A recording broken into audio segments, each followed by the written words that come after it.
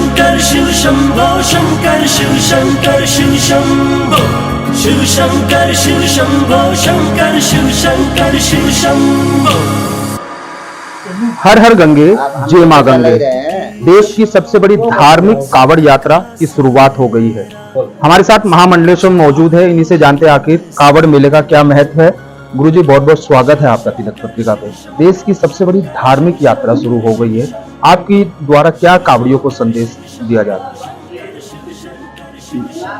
ये तो अच्छा है और बहुत सारी वैदिक मान्यताएं हैं जिनके कारण हम मनुष्य हैं। कावड़ यात्रा भी हमें तपस्वी बनाती है। बस हम जब कावड़ के समय चलते हैं, हम केवल कावड़िए नहीं हैं, हमारी इस यात्रा से लोग शिक्षा लें, इस यात्रा से लोग सीखें, हमारे से लोग जीने का सलीका लोगों के अंदर पैदा हो। तो कावड़ वैसे भगवान शंकर की उपासना का बहुत सुंदर पर्व है और भगवान शिव जिसके जीवन में प्रकट होते हैं, एक नाम भगवान शिव का त्रिकालाबाधित है, महाकालेश्वर भगवान, अर्थात जो श्रद्धा पूर्वक भगवान शंकर की उपासना करता है फिर वो मौत पर विजयी हो जाता है, फिर उसे मौत मार नहीं सकते। वो त्रिकालाबाधित सत्य हैं शिव, शिव आदि और अनंत है। इसलिए शिव उपासना तो मनुष्य जीवन में पवित्र देती है, पर निश्चित रूप से ये पर्व ही हैं जो समाज को पवित्र बना के रखते हैं। इन पर्वों के विषय में हम सबको समर्पित होना चाहिए और कावड़िए भी, वो भी भाग्यशाली हैं जिनके मन में इतनी बड़ी निष्ठा, इतनी बड़ी श्रद्धा जगी है कि वो हरिद्वार से पैदल लेकर के अपने अपने धाम में जाते हैं, भगवान शिव को डालते हैं। कि कितनी सुंदर संकल्प है, कितना पावन संकल्प है और ये संकल्प बहुत अच्छा है और इसको यदि पूरे मनोयोग से करते हैं तो जीवन के सभी मनोरथ पूर्ण होते हैं। गुरुजी देखने में आता है कावड़िए कई कई किलोमीटर की पैदल यात्रा करते हैं, काफी कठिन यात्रा होती है, तो उनके दुख तकलीफ भी क्या आप मानते हैं भगवान शिव उनके सब दूर कर देते हैं? देखो हमारी जो मनोवांछित कामनाएं हैं ये सगुण साकार उपासना पद्धति है। जब हम जिस संकल्प से चलते हैं तो पूरे ही होते हैं। जब हम संकल्प करते हैं कि हमें बीएड करना है तो हम कर लेते हैं, पर जब हम भगवान के सामने संकल्पित होकर भगवान की सेवा करते हैं तो निश्चित रूप से हमारे सभी काम पूरे होते हैं। कई दफा बहुत तप करने पर भी जो पूरा नहीं होता, यही है कर्म बंधन। बहुत जन्मों के पाप जब उदय होते हैं तो साधना में अभी तुरंत लाभ नहीं दिखता, तो लोग उपरामता को प्राप्त हो जाते हैं, पर साधना व्यर्थ नहीं है। जैसे पाप इकट्ठे होते हैं, हम पाप को भोगते हैं, ऐसे ही पुण्य सेवा है, कावड़ है, ये जो हम करते हैं ये इससे पुण्य मिलता है और पुण्य का परिणाम सुख है। पुण्य से सुख होता है, पाप से दुख होता है। जब पुण्यों का संचय अधिक होगा तो जीवन में खुशियां ही खुशियां आ जाएंगी। इसलिए पुण्य का संचय तो हर मानव को करना ही चाहिए। तो गुरुजी आप मानते हैं कावड़ यात्रा काफी महत्वपूर्ण होती है और लोगों को इस यात्रा को करना चाहिए?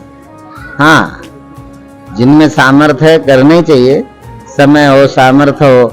वैसे तो लोग जिंदगी भर कहते ही रहते हैं समय नहीं है, पर कोई बीमार हो जाए तो महीनों अस्पताल में बीत जाते हैं। तो बहाना, क्योंकि ये मन सहज भगवान की तरफ नहीं जाता। जैसे जल को कहीं भी छोड़ दो नीचे गड्ढे में जाएगा, सहज ऊपर दूसरी मंजिल में नहीं जा सकता। बड़े यत्न से राखिए तो ऊपर ठहरा है। मन और जल एक ही जैसा है, इसको स्वतंत्र छोड़ो तो नीचे को जाता है। जल नीचे को जाता है और मन संसार के भोगों में जाता है।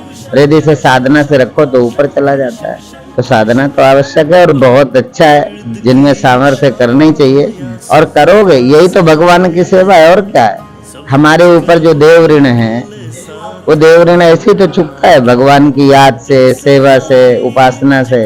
जैसे पितृ ऋण, मातृ ऋण, गुरु ऋण, देव ऋण, ये हमारे जीवन में सब ऋण है। सबकी कृपा से तो है, नहीं बहुत लोग हैं जिनकी आंखें ही नहीं है, बहुत लोग हैं जो चाहते भी हैं कांवड़ लेके चलें पर पैर नहीं भगवान ने दिए। पर हमें भगवान ने यदि सब कुछ ठीक ठाक दिया, ये भी तो भगवान की कृपा है, अर्थात उनकी कृपा का जो ऋण है हमारे ऊपर, ऐसे ही उपासना से पूरा होता है और करना। गुरुजी आप कावड़ियों से क्या अपील करना चाहते हैं, क्योंकि लाखों करोड़ों में कावड़िए हरिद्वार से गंगा जल लेकर जाएगी? हाँ, कांवड़ियों से तो एक ही अपील है कि हम ऐसे कांवड़ को लेकर ऐसे शिव भक्ति में ऐसे सराबोर हों वैद्य वो शिव भक्त ही हैं, तभी तो इतनी लंबी लंबी यात्राओं का संकल्प लेते हैं। तो मैं तो इन शिव भक्तों से एक ही बात कहता हूँ कि भगवान कृष्ण जैसे सब कुछ गीता बोलकर नहीं समझाते, वो बच्चों के साथ खेलते हुए भी उपदेश दे देते हैं, वो माँ के साथ क्रीड़ा करते भी उपदेश दे देते हैं। अधरम मधुरम वदनम मधुरम मधुराधिपते रखलम, सारा जीवन उनका प्रसन्नता पूर्ण बीतता है, सारा जीवन प्रसन्नता है। ऐसे ही हमारा जीवन जब हम कांवड़ लेकर चले तो ऐसे चले कि हम कांवड़ ही लेकर न जाएं, हमारी शिष्टता, हमारा सदाचार, हमारा आपस में प्रेम, हमारा हिंदुत्व, हमारा विश्व बंधुत्व का भाव और हमारा जो है आपस में ईश्वर आराधना का जो क्रम है वो सबके लिए अनुकरणीय बने। ऐसे पवित्र मन से जाना चाहिए तो निश्चित रूप से ये साधना फलीभूत होगी और जो मन में कामना करोगे वो पूरी होगी, पर निश्चल मन से करने। बिल्कुल जिस तरह से इनके द्वारा बताया गया है, कांवड़ यात्रा में अगर सच्चे मन से भगवान शिव की आराधना की जाए तो भगवान शिव का आशीर्वाद आप पर जल बरसता है। देश के पहले धार्मिक न्यूज चैनल तिलक पत्रिका के लिए हरिद्वार से मैं आशु शर्मा।